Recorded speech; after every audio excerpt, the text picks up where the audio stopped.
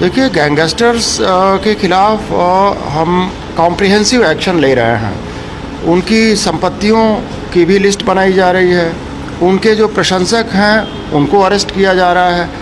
जो बच्चे टाइप के लोग हैं और स्टूडेंट्स हैं उनको समझाया जा रहा है।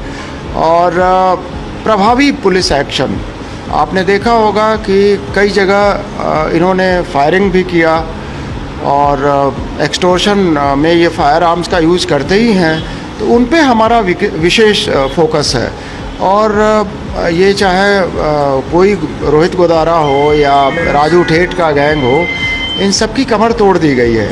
और जो भी इनके साथ इन किसी परोक्ष रूप से या अपरोक्ष रूप से डायरेक्ट या इनडायरेक्ट इनका सहयोग देगा, उसको हम लोग छोड़ेंगे नहीं। सर, पहली बार एक चीज़ और देखी जा रही है कि प्रतापगढ़ से लेकर बाड़मेर तक आप देखेंगे, राजू ठेठ का मामला हो तो बीकानेर पुलिस ने बेहतर काम किया। पहले क्या होता था, क्षेत्राधिकारी की लड़ाई होती थी कि फला एसपी के उसमें है, अब इसमें है। तो ये जो आप कोऑर्डिनेशन को लेकर जो काम हुआ, तो ऐसा लग रहा है पुलिस साथ चलती दिख रही है। तो यदि कमल राणा से लेकर अब तक हम समझें इस बात को, तो आगे जो है किस तरह से इनकी जो संपत्तियां फ्रीज तो हो गई, सीज होने की कार्रवाई अलग तरीके से, तो ये जो है मोडस ऑपरेंडी आगे कैसे बढ़ेगी? ये भाई बेसिक सी बात है, राजस्थान पुलिस की कार्रवाइयाँ हैं।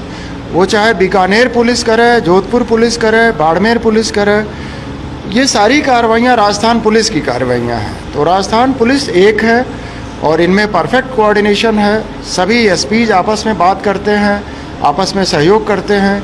इतना ही नहीं, इससे आगे बढ़ के हम लोग पड़ोस के जो राज्य हैं उनके साथ भी बहुत अच्छा समन्वय बनाकर काम कर रहे हैं। जिस इलाके में हम खड़े हैं बॉर्डर इलाका है और एक जो चुनौती है वो ना केवल ड्रोन है बल्कि ये भी है कि आसपास के इलाकों में इन दिनों हम देख रहे हैं कि सांप्रदायिक सद्भाव को बिगाड़ने की कोशिश हो रही है। आपके नेतृत्व में कुछ ऐसे काम पुलिस कर रही है, प्रोएक्टिव होकर भी एक तरह से कर रही है। पुलिस मित्र जैसी योजना यहाँ भी लॉन्च हुई है। तो ये एक इलेक्शन ईयर में क्या लगता है इस चुनौती को लेकर पुलिस किस तरह से आगे और काम करेगी?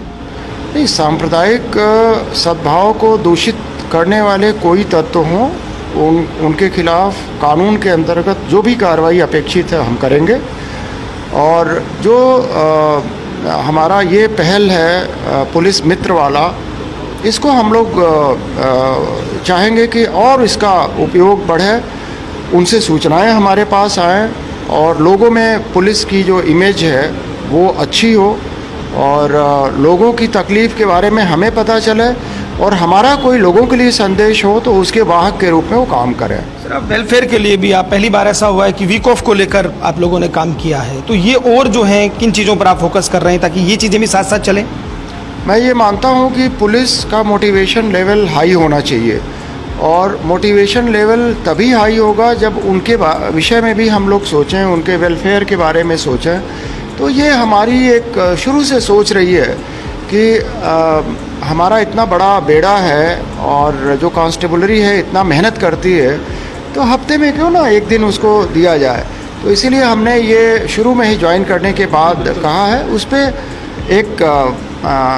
एक आदर्श को लेके हमारे ये एसपी साहिबान चल रहे हैं। मजबूरियां होती हैं तो कई बार नहीं संभव हो पाता, बट उसको उन्होंने दिमाग में बिठाया है कि भरसक हमें वीकली ऑफ देना चाहिए। तो उस दिशा में भी अच्छा काम हो रहा है। आखिरी सवाल, गैंगस्टर्स को लेकर एक चीज़ देखने में आ रही है कि जिस तरह से साइबर क्राइम बढ़ा है, आप देखेंगे एक्सटॉर्शन के जितने भी कॉल हुए वीपीएन के थ्रू हुए, तो इन चीज़ों को लेकर कोई और प्लानिंग है? क्योंकि देखिए ये बात भी निकलती है, आपकी अच्छी कार्रवाइयाँ होती हैं, उनकी तारीफ होती है, लेकिन एक बड़ी संख्या में गिरफ्तारी होती है और गिरफ्तारी 151 में भी होती है सब मामलों में, तो बाद में उसको लेकर कुछ सवाल भी उठते हैं। तो ये चीज़ें किस तरह से मैनेज हों और साइबर क्लीन भी एक तरह से होता रहे, ये कैसे होगा? कि साइबर वर्ल्ड के जो अपराध हैं वो बहुआयामी हैं और उसमें हम लोग यही कोशिश करते हैं कि वो चाहे सब्सटेंटिव लॉज के अंतर्गत या कई बार हम लोग प्रिवेंटिव एक्शन लेके इसमें कमी आए।